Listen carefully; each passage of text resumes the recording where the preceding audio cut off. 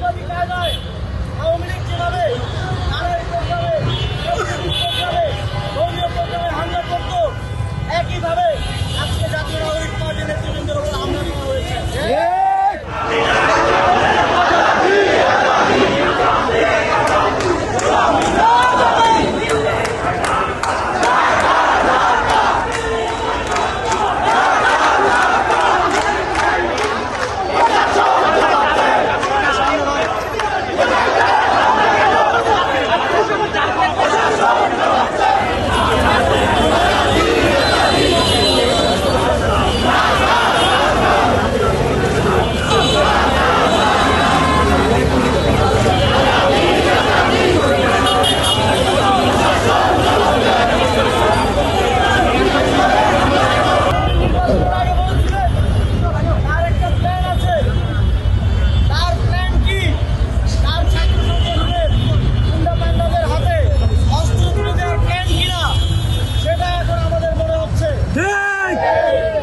একটা নামাজের প্রোগ্রামের পরে ফ্যাসিবাদী কায়দায় আওয়ামী লীগ যেভাবে নারী প্রোগ্রামে, প্রোগ্রামে, ধর্মীয় প্রোগ্রামে হামলা করত, একইভাবে আজকে জাতীয় নাগরিক পার্টির নেতৃবৃন্দের উপর হামলা করা হয়েছে।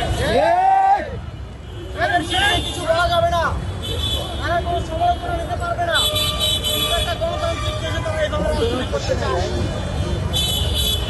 তাদের অংশকে নিয়ে নাকি বাংলাদেশে কোনো কিছু বলা যাবে না।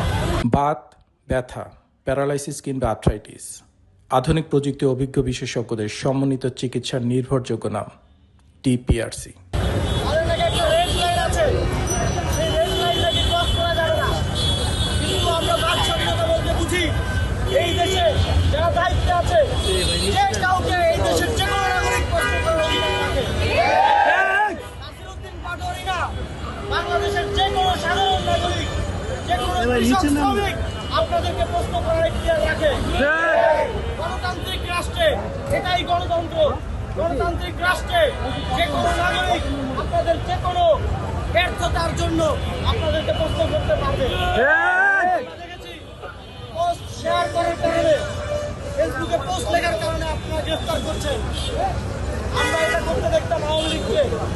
শেখ হাসিনাকে নিয়ে কিছু লিখলেই তারা সাইবার সিকিউরিটি অ্যাক্টে এছাড়াও নানাভাবে এদেশের নাগরিকদেরকে গ্রেফতার করে তুলে নিয়ে যেত।